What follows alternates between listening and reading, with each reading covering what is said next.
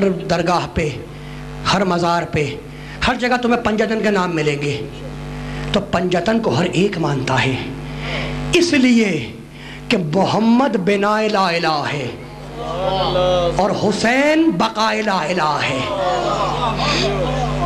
بس میرے دوستوں، میرے بزرگوں، خدا کی قسم کہا کے کہتا ہوں، خدا کی اس منبر کی قسم، یہی تو کہتا ہوا نکلا تھا میرا حسین کہ ان کانا دین و محمد لم یستقم الا بقتلی یا سیوف خزینی، اگر میرے نانا محمد کا دین میرے قتل کے بغیر نہیں بچتا تو تلواروں آؤ اور مجھے ٹکڑے ٹکڑے کر دو۔ حسین کتنا مظلوم نام ہے، میں نے نام لیا مصائب شروع نہیں کیے، میں نے نام لیا حسین، آنکھیں چھلک اٹھی، آنکھیں ڈبڈبا اٹھی، آنکھوں میں آنسو چھلک گئے، دل میں گداز پیدا ہو گیا۔ کون حسین؟ کون حسین؟ جس کا تم چہلم منانے کے لیے جمع ہوئے ہو۔ میں اب تم سے ایک سوال کر رہا ہوں، نوجوان بھائیوں، تم سے ایک بات پوچھ رہا ہوں، تم نے کبھی امام رضا کا چہلم منایا؟ تم نے کبھی امام حسن کا چہلم منایا؟ نہیں منایا۔ کیوں نہیں منایا؟ اس لیے نہیں منایا کہ جب امام رضا کا چہلم آیا ہے تو ان کا چہلم منانے کے لیے ان کے گھر والے آزاد تھے، اور جب امام حسن کا چہلم آیا تو ان کا چہلم منانے کے لیے ان کے گھر والے آزاد تھے۔ بس یہ میرا مظلوم حسین ہے کہ جب پہلا چہلم آیا تو آل محمد قید خانے میں تھے۔ کیا کرو؟ جہنم میں جائے فیشن، جہنم میں جائے فیشن۔ جملہ سنو میرے دوستو، جملہ، یہ جو تم چیخے مار مار کے روتے ہو نا، یہ جو ہم برسوں سے حسین پہ چیخے مار مار کے روتے آ رہے ہیں، یہ ایسے ہی نہیں ہے، تمہارے معصوم کا حکم ہے۔ جملہ سنو گے؟ میرے 5ویں امام کے گھر میں مجلس ہو رہی تھی، ذاکر ممبر سے مصائب پڑھ رہا تھا، بھرا ہوا مجمع رو رہا تھا چیخے مار مار کے۔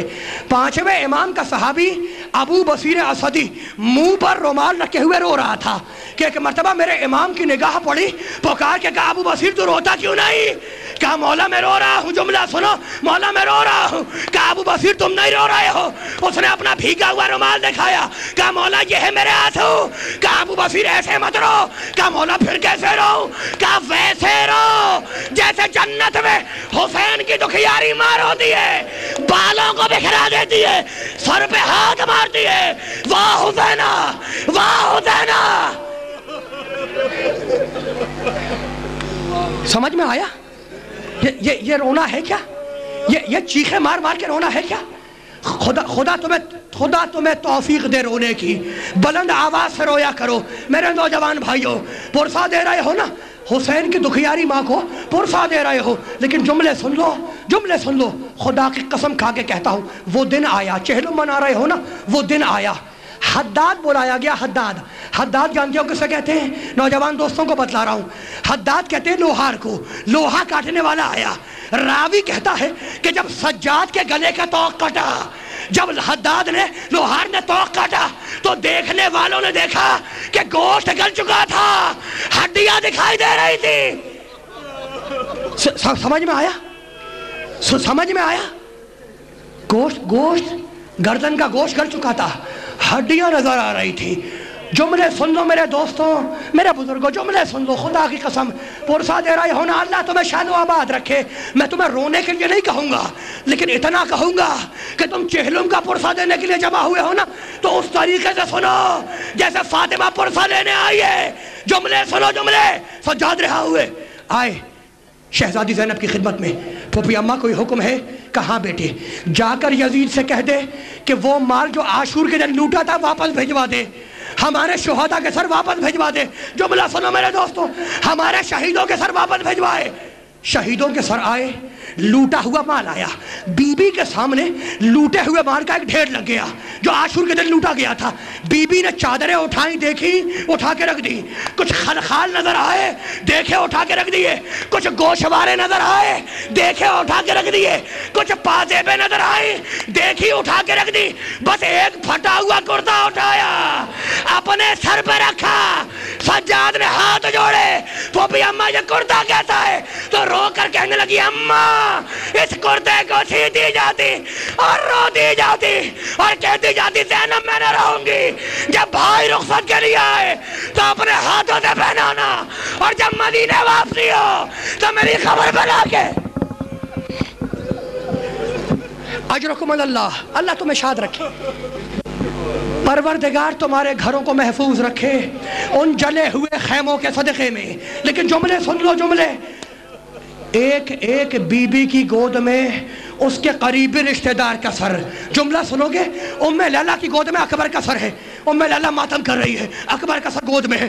ام فروہ کی گود میں قاسم کا سر ہے، ام فروہ ماتم کر رہی ہے۔ اور زینب کی گود میں حسین کا سر ہے، زینب اپنے بھائی کا ماتم کر رہی ہے۔ شام کی عورتوں نے دیکھا کہ حجرے کے ایک گوشے میں دو چھوٹے چھوٹے سر رکھے ہوئے، ایک بوڑھی عورت پکاری، ارے کیا ان بچوں کی ماں مر چکی ہے؟ کیا ان بچوں پہ کوئی رونے والا نہیں ہے؟ بی بی نے سر اٹھایا، میرے بچوں کے سر ہیں، اپنے بھائی پہ قربان۔ آخری جملے، اللہ تمہیں آباد رکھے، پروردگار تمہیں شاد رکھے۔ لیکن جملے سن لو، جملے سن لے میرے دوستوں۔ قافلہ روانہ ہوا، قافلہ روانہ ہوا، جملے سنو۔ قافلہ کربلا کے لیے روانہ ہوا۔ ایک مرتبہ بی بی نے سجاد کو بلایا اور کہا بیٹے بشیر سے کہہ دے کہ قافلے کو زندان شام کے راستے سے گزارا جائے۔ قافلے کو، جملہ سنو، جملہ، اولاد والے ہو نا، اب جملہ سننا، اولاد والے خصوصی توجہ سے جملہ سنیں، اللہ تمہاری اولاد کو آباد رکھے۔ لیکن جملہ سن لو، قافلے کو سجاد زندان کے راستے سے گزارا جائے۔ قافلہ چلتا ہوا زندان کے دروازے کے سامنے رکا، پکار کے کہا ذرا شام کی عورتوں کو تو بلاؤ۔ شام کی عورتیں آئیں، بی بی زینب کو گھیر کے کھڑی ہو گئی۔ جملہ سنو کہ شہزادی کا کہا اے شام کی عورتوں، اے شام کی بیویوں، اللہ تمہاری گودیوں کو آباد رکھے، اللہ تمہارے بچوں کو سلامت رکھے۔ ہم بھی ایک بیٹی رکھتے تھے جو شام کے اس قید خانے میں سو رہی ہے، اگر تمہیں فرصت مل جائے کاروبار دنیا سے تو ایک شمع میری بچی کی خبر پہ جلا دینا۔ ماتم حسین۔